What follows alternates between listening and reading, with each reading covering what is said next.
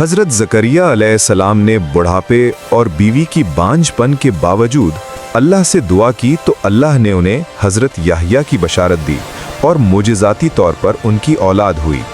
हज़रत याह्या अलैहिस्सलाम ने हक़ की खातिर ज़ालिम बादशाह के सामने आवाज़ उठाई, जिसकी वजह से उन्हें शहीद कर दिया गया और बाद में उनके वालिद हज़रत ज़करिया को भी शहीद कर दिया गया।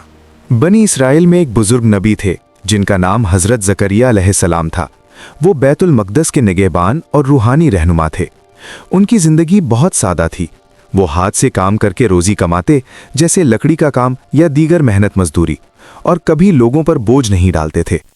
हज़रत ज़करिया की बीवी बहुत अरसे से बांझ थीं और ख़ुद ज़करिया भी बूढ़े हो चुके थे, मगर उनके दिल में अल्लाह से एक नेक औलाद की शदीद ख्वाहिश थी। एक दिन वो तन्हाई में अल्लाह से रो रो कर दुआ मांगने लगे, ऐ मेरे रब, मुझे अपनी तरफ से पाकीज़ा औलाद अता फरमा, बेशक तू ही दुआ सुनने वाला है। ये दुआ इतनी खालिस और जज्बाती थी कि अल्लाह ताला ने फ़ौरन फरिश्तों के ज़रिए बशारत दी, ऐ ज़करिया, हम तुझे यहया की बशारत देते हैं, जो अल्लाह के कलिमा यानी हज़रत ईसा अलैहिस्सलाम की तस्दीक करने वाला सरदार, पाकीज़ा और नेक नबी होगा। हज़रत ज़करिया हैरान रह गए। उन्होंने पूछा, ऐ मेरे रब, मेरी उम्र तो बहुत हो चुकी है और मेरी बीवी भी बांझ है, ये कैसे मुमकिन है? अल्लाह ने जवाब दिया, ये अल्लाह के लिए आसान है। जैसे उसने तुम्हें पहले पैदा किया था, वैसे ही अब भी कर सकता है। इस मौजिज़े की निशानी के तौर पर अल्लाह ने हज़रत ज़करिया को 3 दिन तक बोलने से रोक दिया।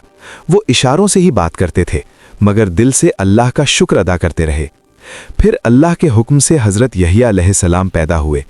वो बचपन से ही बहुत पाकीज़ा, परहेज़गार और अल्लाह के खौफ से भरपूर थे। कभी गुनाह की तरफ माइल ना हुए। वो जंगलों में रहते, पत्ते और टिड्डी खाते, सादा ज़िंदगी गुजारते और अल्लाह की इबादत में मसरूफ़ रहते। शादी भी ना की, क्योंकि उनका पूरा वक्त अल्लाह और उसके दीन की खिदमत में गुजरता था। अल्लाह ने उन्हें बनी इसराइल की तरफ नबी बनाया। उनका सबसे बड़ा काम हज़रत ईसा अलैहिस्सलाम की आमद की तैयारी करना था। वो लोगों को 5 बड़ी बातें सिखाते थे। सिर्फ अल्लाह की इबादत करो, उसका कोई शरीक नहीं। नमाज पूरी तवज्जो से पढ़ो। रोज़े रखो, जो तबाही से बचाव का ज़रिया है। सदका दो, जो जहन्नुम से निजात दिलाता है। अल्लाह को बहुत ज़्यादा याद करो, जो शैतान से हिफाजत करता है। हज़रत यहया ने एक जालिम बादशाह हेरोदिस की बदकारी का मुकाबला किया। बादशाह अपनी भतीजी से गैर शरई शादी का इरादा कर रहा था। हज़रत यहया ने खुलकर मना किया और हक बात कही। इस पर बादशाह गुस्से में आ गया, उन्हें कैद कर दिया। एक दिन बादशाह की बेटी ने नाचकर बादशाह को खुश किया और इनाम मांगा। उसकी माँ ने कहा कि हज़रत यहया का सर मांगो। बादशाह ने वादा कर लिया था, तो हज़रत यहया को नमाज पढ़ते हुए सर कलम कर दिया गया।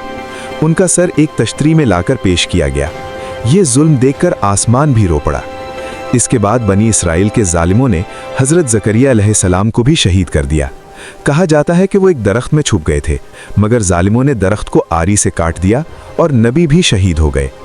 ये दोनों बाप बेटे अल्लाह के रास्ते में अपनी जानें कुर्बान करने वाले अजीम अंबिया थे। उनकी ज़िंदगी से सबक मिलता है कि दुआ कभी रायगान नहीं जाती, चाहे हालात कितने ही नामुमकिन क्यों ना हो। हक के लिए आवाज़ उठाना चाहिए, चाहे जान ही क्यों ना जाए।